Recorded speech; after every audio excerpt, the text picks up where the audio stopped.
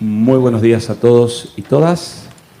Vamos a compartir y dar inicio en el cine Tita Merelo de esta Casa de Altos Estudios con el Congreso Nacional de Filosofía, segunda jornada, donde trataremos en esta mesa número 2 filosofía social, estado de bienestar y distribución de la riqueza.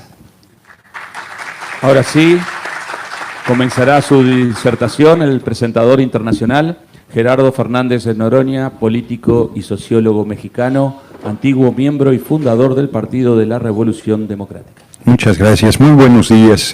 Primero, agradecer a la rectora Ana Jaramillo la invitación, esta distinción que yo considero inmerecida.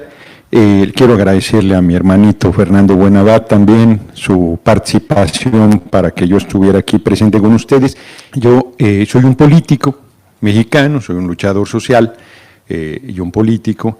No hablaré aquí de filosofía, aunque mi formación universitaria, yo me burlo, les digo que de cada 4 materias que llevábamos, 5 eran de marxismo y tengo una fuerte formación, por lo tanto, de análisis filosófica y de formación histórica.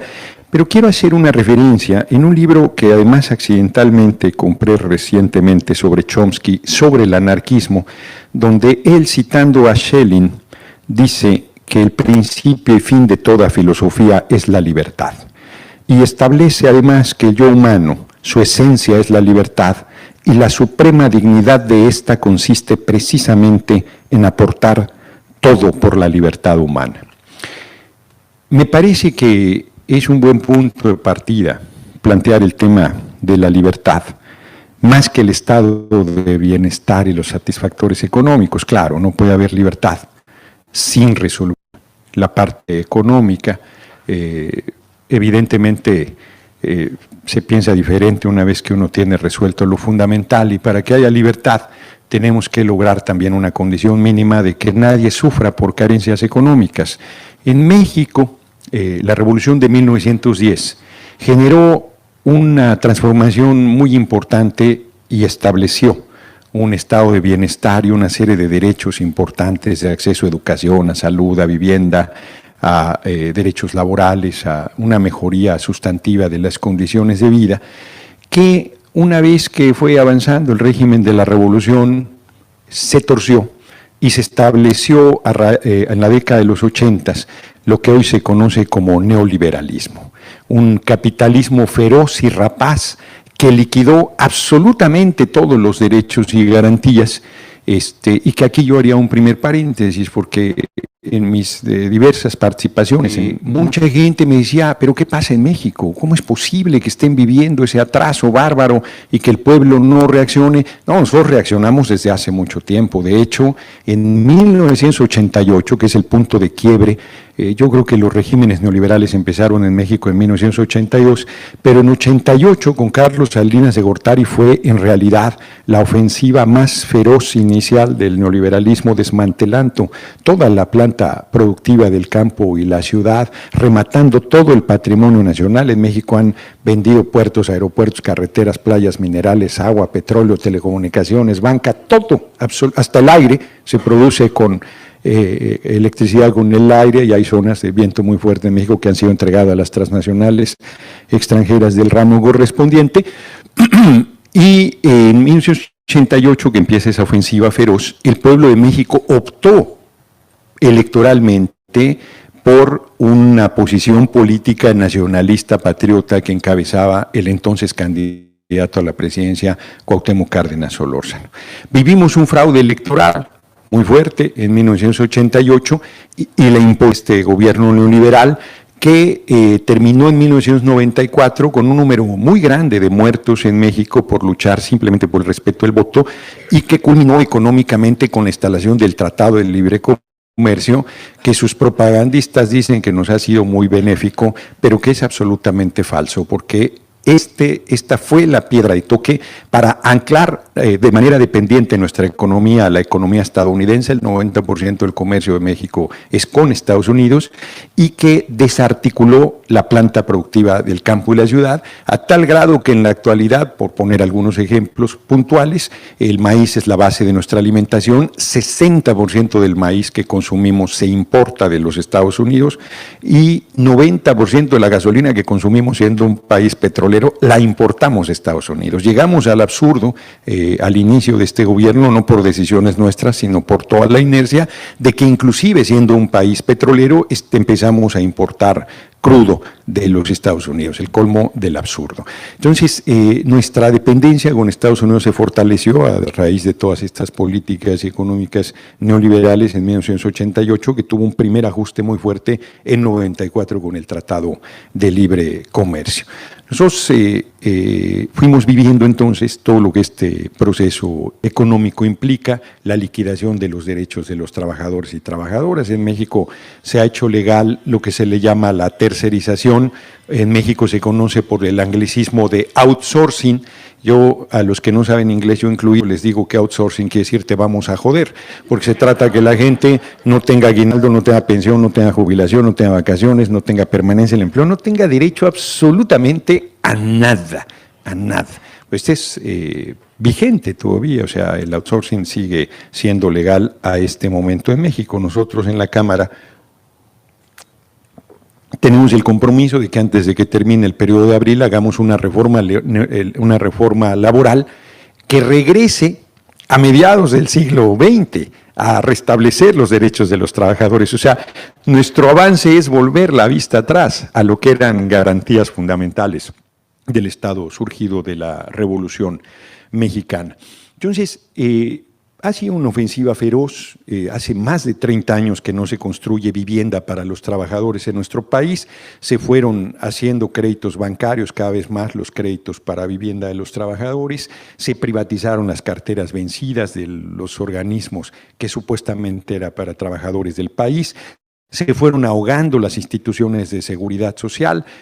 Al desaparecer los derechos laborales, la base de trabajadores con acceso a seguridad social y cotizando en la seguridad social se fue reduciendo, se privatizaron los regímenes de pensiones, se entregó a la banca, mientras existieron regímenes solidarios, tú te pensionabas con el 75% de tu sueldo promedio de los últimos 5 años, con las cuentas individuales que vendieron, que era lo mejor, que cada quien tuviera su cuenta bancaria, que era no subsidiabas a nadie, la gente aspira máximo al 25% del salario de los últimos 5 años. Por si esto no fuera suficiente, las comisiones son absolutamente leoninas. O sea, ha sido una ofensiva verdaderamente monstruosa sobre nuestro pueblo, a tal grado que cito 2 ejemplos extremos. En México, 16 mexicanos concentran 143,000 millones de dólares. Lo voy a repetir. 16 mexicanos concentran 143,000 millones de dólares. No pagan impuestos, por supuesto, no pagan absolutamente nada. El hombre más rico del mundo tiene 80,000 millones de dólares, Carlos Slim, y se hizo rico gracias a que le regalaron la empresa telefónica que era el monopolio en México, y hoy es es el hombre más rico del mundo, punto. No pagan impuestos. En sentido contrario, 5 de cada 10 niños mexicanos, esto es la mitad de los niños y las niñas mexicanas, comen una vez al día. Y si son indígenas, 8 de cada 10 comen una vez al día. O sea, la desigualdad ha sido verdaderamente monstruosa. El número de mexicanos en Estados Unidos, hay cálculos muy diversos, hay quien habla de 10 millones, hay quien habla de 20, hay quien habla de 35 mexicanos o de origen mexicano. El tema es que hay siempre una sangría permanente frente a la ausencia de posibilidades de desarrollo en tu propia patria. Cuando digo posibilidades de desarrollo, simplemente de empleo. O sea, la gente hoy pide empleo como si estuviera mendigando. Ahora resulta que te exploten y te saquen hasta la última gota de sangre es algo que tienes que solicitar como si fuera una gracia, cuando se han ido cancelando las posibilidades de desarrollo para la mayoría de la población. Por supuesto que la violencia en que nos encontramos, que es una pesadilla, no solo por el narco, donde Estados Unidos tiene una posición absolutamente hipócrita porque es el principal consumidor de droga del mundo, no mueve un dedo para resolver ese problema, no desarticulan a las bandas que distribuyen la droga en territorio norteamericano, no toman como un problema de salud pública el problema de consumo de drogas del pueblo de Estados Unidos, y sí plantean que México debe resolver resolver ese tema, porque ciertamente los cárteles mexicanos tienen el 50% del control de la distribución de la cocaína, que es la droga reina, digamos, en el marco del consumo en Estados Unidos y en el mundo. Pero nosotros consideramos que Estados Unidos tendría que hacer su parte para que nosotros hiciéramos la nuestra. Yo sostengo, una pequeña digresión, que el dinero surgido del narco hoy es fundamental para la reproducción del ciclo del capital y que por eso no mueven un dedo sobre este tema. Cierro el paréntesis y vuelvo entonces a la situación. Nosotros llegamos, por lo tanto, en 2018 a una situación de los jóvenes. La UNAM, que es la máxima casa de estudios en México, rechaza a 9 de cada 10 jóvenes que solicitan su ingreso con el pretexto de que no pasan el examen, pero en realidad es un mecanismo perverso para decir que no pasaron, pero para negarle la educación universitaria al pueblo, pública, laica, gratuita y de excelencia. El Politécnico, que es la otra gran casa de estudios nacional, rechaza a 6 de cada 9 jóvenes. Y esos jóvenes que no ingresan a la universidad van a buscar trabajo y tampoco encuentran empleo. Y entonces han engrosado las filas o de los migrantes o del narco, o del ejército o de los grupos delictivos, generando una situación de pesadilla y de violencia verdaderamente grave en nuestro país. En términos generales, nosotros llegamos al 1 de julio de 2018 con todas estas condiciones. Sostengo que en México se lleva a cabo una revolución sin violencia que busca el fin del neoliberalismo. Bueno, esa es una meta, es una intención, no se erradica por decreto. Hay una serie de estructuras, de intereses económicos, de dificultades evidentes para enderezar el rumbo, pero hay la determinación de hacer esto realidad, de generar. Hay una serie de programas sociales muy importantes. Nos critican diciendo que le regalamos dinero al pueblo. Nosotros no regalamos nada, es dinero del pueblo que regresa al pueblo, y además la mayor parte de ellos no son programas sociales asistenciales, sino son a cambio de o estudio o trabajo de los jóvenes. Por ejemplo, el único programa de entrega de dinero efectivamente a cambio aparentemente de nada es para los adultos mayores, que se les está dando 2.500 pesos bimestrales, que es lo equivalente como a $100. Es una cantidad muy modesta. La mayoría de adultos mayores en México no tiene una pensión, y entonces es tan poquito, pero a la vez es agua fresca frente al nivel de deterioro tan grande que ha habido de la situación económica de la población en nuestro país. De ahí en fuera los otros programas son a cambio, insisto, de trabajo o de estudio. Bueno, se está haciendo esa política social buscando empezar a equilibrar otra vez las cosas, a erradicar la pobreza, atendiendo las causas estructurales. Yo estoy convencido que debemos recuperar todo lo que es del pueblo: puertos, aeropuertos, carreteras, playas, minerales, agua, ferrocarriles, petróleo, telecomunicaciones, banca, todo, y ponerlo al servicio de nuestro pueblo. Eso va a implicar dificultades fuertes. La presión con Estados Unidos es enorme. Entonces, nosotros ahí vamos avanzando, no sin dificultades. No tenemos mayoría de 2/3 en las cámaras para hacer las reformas constitucionales. La tenemos en la Cámara de Diputados por los rompimientos y alianzas que ha habido. No la tenemos en el Senado. Hay la determinación del compañero presidente de, sobre todo, llevar a cabo los cambios estructurales más fuertes en el segundo trienio del mandato presidencial de 6 años que acaba de empezar el 1 de diciembre de 2018, y yo creo que va a tener un respaldo tan fuerte porque hoy tiene 80% de respaldo popular, apenas a menos de 4 meses de iniciada su gestión. La determinación es sentar las bases de un tránsito a esta economía neoliberal brutal que ha sido contra el pueblo, a ir recuperando lo que al pueblo pertenece y mejorando las condiciones de vida de la gente. Yo voy un poco más lejos, soy un político muy ambicioso y creo, sin ninguna arrogancia lo planteo, que desde México podemos construir otro camino para la humanidad. Creo que podemos plantearnos la organización de otro sistema económico diferente al que domina actualmente en México y en la mayor parte del mundo, porque el capitalismo, como decía Carlos Marx, ataca a sus 2 fuentes principales de riqueza, al ser humano y a la tierra. Mata flora, mata fauna, mata gente, contamina el agua, contamina la tierra, avasalla poblaciones, invade pueblos. Yo creo que ese camino suicida no puede seguir siendo el que domine la lógica del mundo, y que nosotros podemos encontrar una forma de organización económica donde el ser humano no viva explotando al ser humano y nadie viva a costillas del otro, sino que todo el mundo suelte su potencial, suelte su talento, tenga condiciones de equidad para desarrollar sus fuerzas y pueda construir una sociedad diferente donde hagamos realidad lo que decía un gran revolucionario mexicano que se llamó Ricardo Flores Magón, que murió en una cárcel de Estados Unidos un día antes de ser liberado en los años 20. Él sostenía que el pueblo tiene derecho a vivir y a ser feliz. Y nosotros eso se tiene que materializar en que no haya ni un niño ni una niña trabajando en las calles de nuestra patria, que todos vayan a la escuela. La educación tiene que ser una educación libertaria, lo digo así, que fortalezca la independencia, el criterio, la opinión, el pensamiento, la personalidad del niño y la niña, que les den de desayunar, de comer, de almorzar.